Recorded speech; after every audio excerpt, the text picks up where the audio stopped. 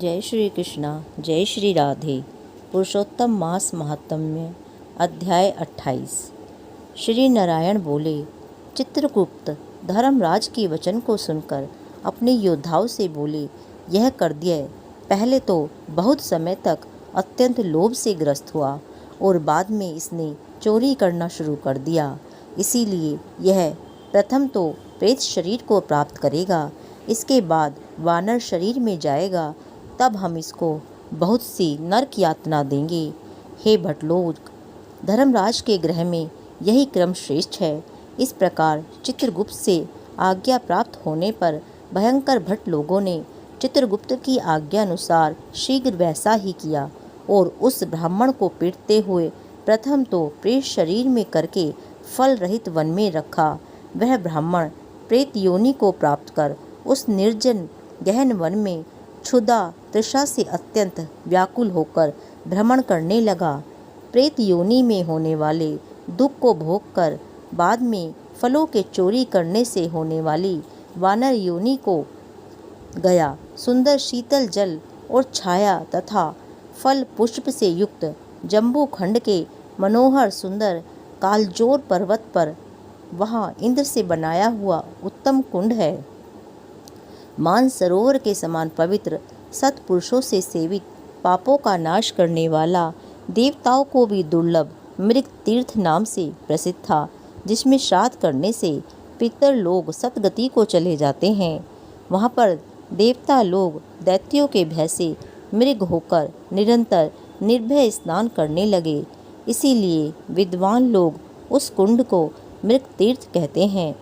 मनुष्य शरीर को प्राप्त कर यह ब्राह्मण वहाँ पर फलों की चोरी करने के पाप से प्रथम तो वानर शरीर को प्राप्त हुआ। नारद मुनि बोले, त्रैलोक्य को पवित्र करने वाले रमणीय मृग तीर्थ में पाप कोटि से युक्त यह दुष्ट वानर कैसे वास करता हुआ?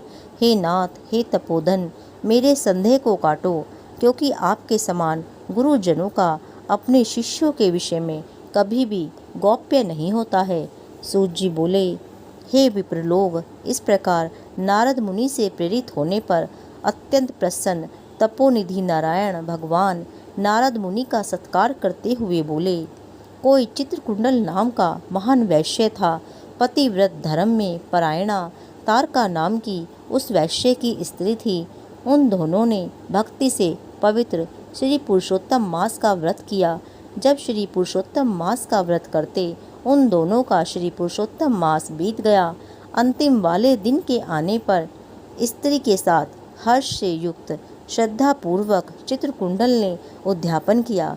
पुरुषोत्तम मास के उद्यापन विधि करने के लिए वेद और वेदांग को जानने वाले गुणी स्त्री सहित ब्राह्मणों को बुलाया गया। हे नारद, वहाँ पर धन के लोभ से कर्दय भी आया। उद्यापन विधि के पूर्ण होने पर चित्रकुंडल ने बहुत बड़े दानों से उन सपत्नीक ब्राह्मणों को प्रसन्न किया। उन समस्त ब्राह्मणों के प्रसन्न होने पर भूयसी दक्षिणा को दिया। उस दी हुई भूयसी दक्षिणा से प्रसन्न अन्य सब ब्राह्मण तो अपने गृह को चले गए, किंतु अत्यंत लोभी कर्दय उस वैश्य चित्रकुंडल के सामने रोता हुआ खड़ा हो गया और विनय से नम्र होकर गदगद वाणी से बोला, हे चित्रकुंडल, हे भगवत भक्ति के सूर्य, आपने पुरुषोत्तम मास का व्रत विधि से अच्छी तरह किया। इस पृथ्वी तल में कहीं पर किसी ने नहीं किया। आप कृतार्थ हो, सर्वथा भाग्यवान हो, जो आपने परम भक्ति से पुरुषोत्तम भगवान का सेवन किया। आपके माता पिता धन्य हैं, जिन्होंने आपके समान हरि वल्लभ पुत्र को पैदा किया।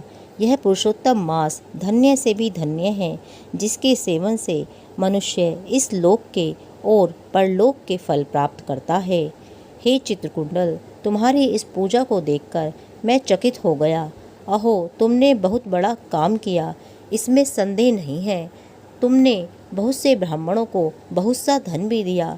हे भूरिद, मुझ भाग्यहीन को भी कुछ धन क्यों नहीं देते हो? इस प्रकार कर्दय के कहने पर चित्रकुंडल वैश्य ने कर्दय को बहुत सा धन दिया और कर्दय ने वह धन लेकर प्रसन्नता से जमीन में गाड़ दिया। वहाँ पर करदे ने श्री पुरुषोत्तम की बड़ी पूजा देखी और धन के लोभ से पुरुषोत्तम मास की खूब प्रशंसा की।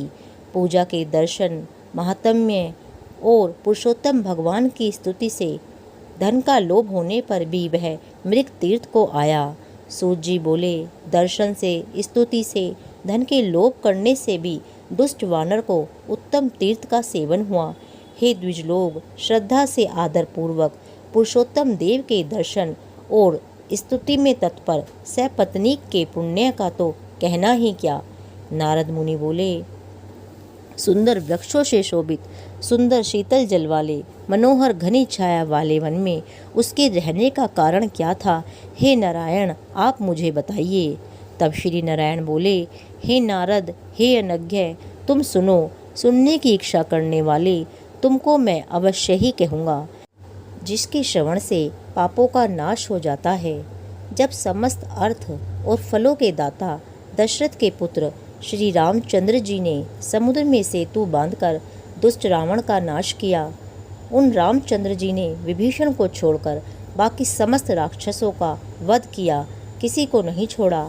अग्नि में परीक्षा कर सीता माता को ग्रहण किया। ब्रह्मा, शंकर, इंद्र आदि देवता रावण के वध से प्रसन्न होकर बोले कि हे राम, तुम वर को मांगो। ऐसा कहने पर भक्तों को अभय करने वाले रामचंद्र बोले, हे देवता लोग, यदि इस समय वरदान देना है तो सुनो। यहाँ पर राक्षसों से शूर वानर मारे गए हैं, जिनको हमारी आज्ञा से अमृत वृष्टि कर शीघ्र ही जिला दो।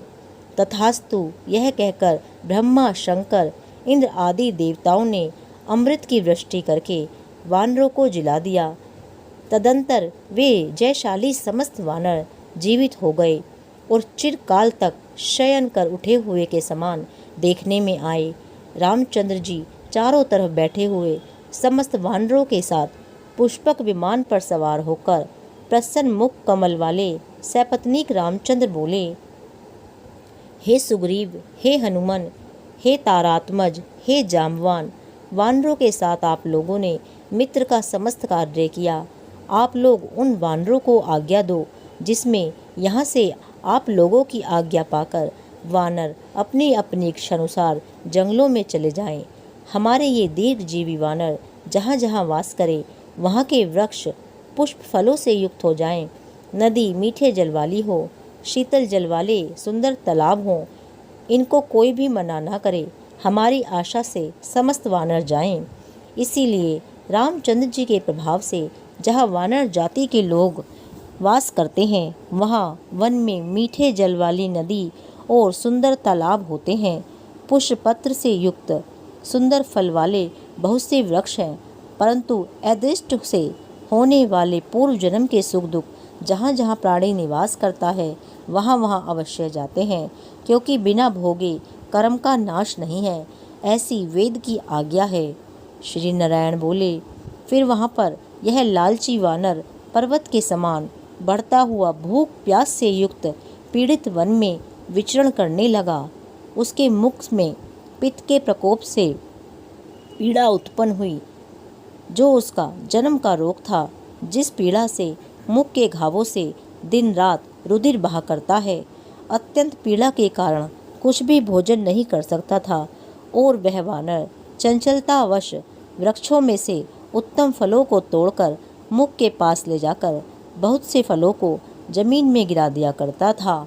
वह वानर पीड़ा के कारण एक भी स्थान पर बैठने में असमर्थ था।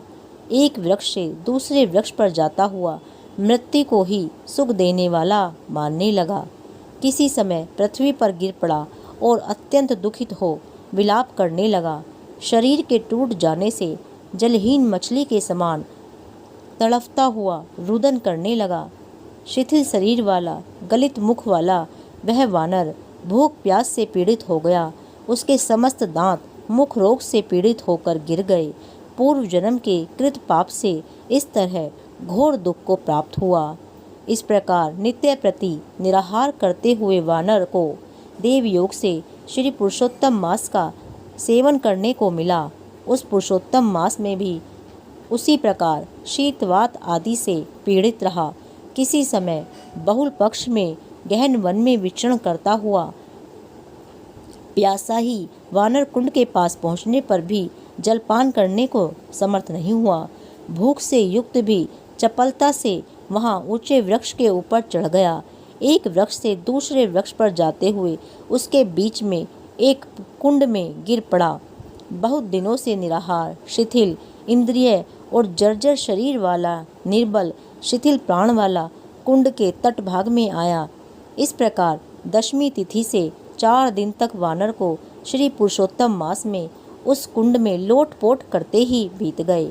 5वें दिन के आने पर मध्याह्न काल में उस तीर्थ में जल से भीगा शरीर वाला वानर प्राण से रहित होकर गिर गया और उस देह को त्याग कर पापों से रहित होकर तत्काल ही दिव्य आभूषणों से भूषित दिव्य देह को प्राप्त किया, जो कि नील कमल के दल के समान श्याम वर्ण, करोड़ों कामदेव के समान सुंदर, चमकते हुए रत्नों से जड़ित किरीटधारी, सुंदर शोभायमान मत्स्य कुंडल वाला, शोभमान पवित्र पीत वस्त्रधारी, कमर में रत्नों से जड़ित मेखला वाला, शोभमान बाजूबंद, कंकण, अंगूठी, हार से शोभित नील वर्ण के टेढ़े चिकने बालों से आवृत सुंदर मुख था।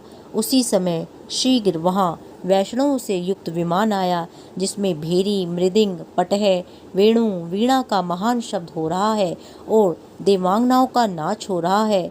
गंधर्व किन्नर के सुंदर गान हो रहे हैं। ऐसे उस विमान को महाभाग दिव्य देहधारी वानर देखकर अत्यंत ही विस्मित हुआ और कहने लगा कि मुझ पातकी को यह सुख कैसे प्राप्त हुआ। यह विमान सुख बड़े पुण्यात्मा को ही मिलना उचित है। इसके बाद कोई देवांगना उसके ऊपर चंद्रमा के समान श्वेत छद्र को धारण करती हुई कोई 2 अप्सराएं हर्ष से उसको दोनों तरफ चंवर डुला रही हैं। कोई पान हाथ में लिए खड़ी है, कोई अप्सरा नाच कर रही है, तो कोई गंगा जल से भरी हुई झाड़ी को लिए खड़ी है, कोई उसके सामने गाना बजाने में तत्पर है। इस प्रकार के वैभव को देखकर वह सोचने लगा कि मुझ दुष्ट पातकी को किस पुण्य से यह सब प्राप्त हुआ। मेरा तो कुछ भी पुण्य नहीं है जिससे मैं हरि भगवान के परम पद को जाऊं। श्री नारायण बोले। इस प्रकार तर्क करते हुए कर्दय ने सुख का बहुत बड़ा खजाना दिव्य विमान को देखकर बड़ा ही आश्चर्य किया। इसके बाद हरि भट्टों ने उस कर्दय का हार्दिक अभिप्राय जानकर उसके सामने विनय पूर्वक हाथ जोड़कर उसके चरणों में नमस्कार कर वानर शरीर को त्यागे हुए उस कर्दय को सुंदर वचन कहे। अध्याय 28 समाप्त। जय श्री कृष्णा, जय श्री राधे।